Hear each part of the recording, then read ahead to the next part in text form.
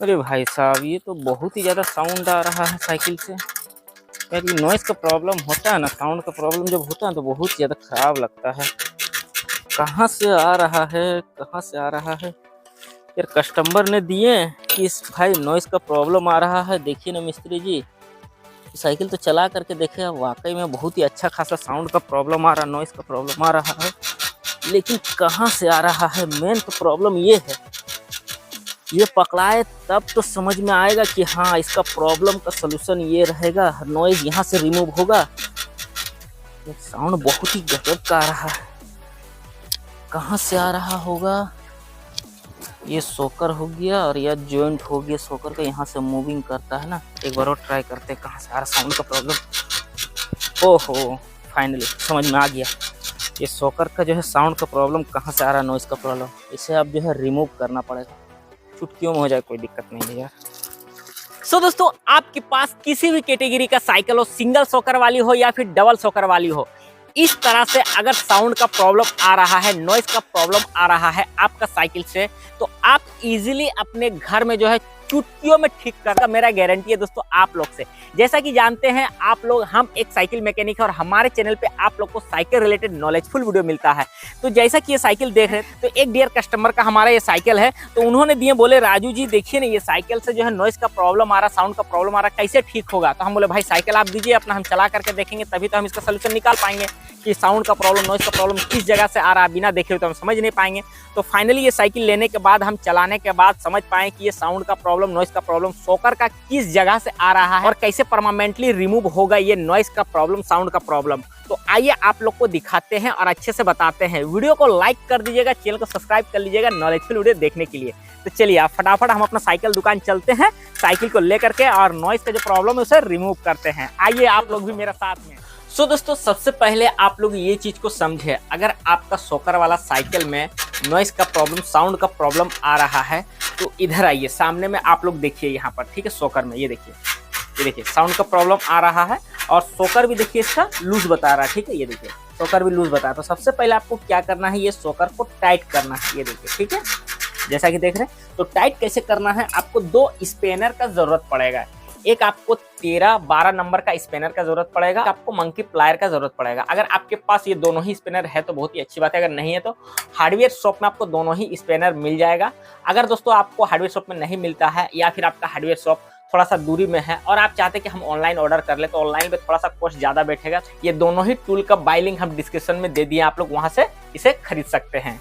तो चलिए अब बात कर लेते हैं ये शॉकर को टाइट कैसे करना है। सबसे पहले आपको क्या करना है, ये जो प्लायर रहेगा, मंकी प्लायर, इसे तोता प्लायर भी बोला जाता है, इसका मुंह को बड़ा कर लेना है इस तरह से। ये देखिए, ये एडजस्टेबल वाला रहता है, ठीक है, तो इस तरह से आपको मुंह को बड़ा कर लेना है। और जो सामने वाला आप नट देख रहे हैं, ठीक है, इसमें देखिए 2 नट लगा हुआ है, ठीक है, ये देखिए इसमें 2 नट लगा हुआ है। तो एक नट को आपको खोलना है, अगर खुलता है तो बहुत ही अच्छी बात है, अगर नहीं खुलता है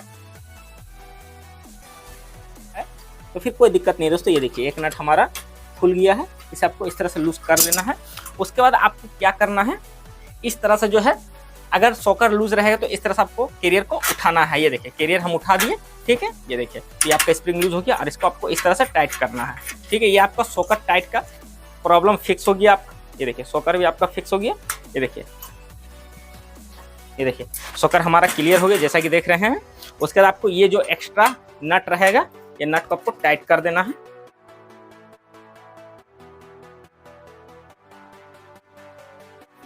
इस तरह से आपको नट को टाइट कर देना है। ये देखिए नट हमारा टाइट हो गया, ये हमारा क्लियर हो गया। अब चलिए देखते हैं नॉइज का प्रॉब्लम क्लियर हुआ या नहीं हुआ। तो दोस्तों ये देखिए अभी भी है नॉइज का प्रॉब्लम, साउंड का प्रॉब्लम आ रहा है। अब इसे कैसे ठीक करना है, इस तरह का आपको एक किप ले लेना है जो कि आपको साइकिल शॉप में मिल जाएगा। अगर बाइक का न्यू ऑयल होता है तो ज़्यादा बेस्ट रहेगा, अगर जला हुआ ऑयल भी है तो कोई दिक्कत नहीं है।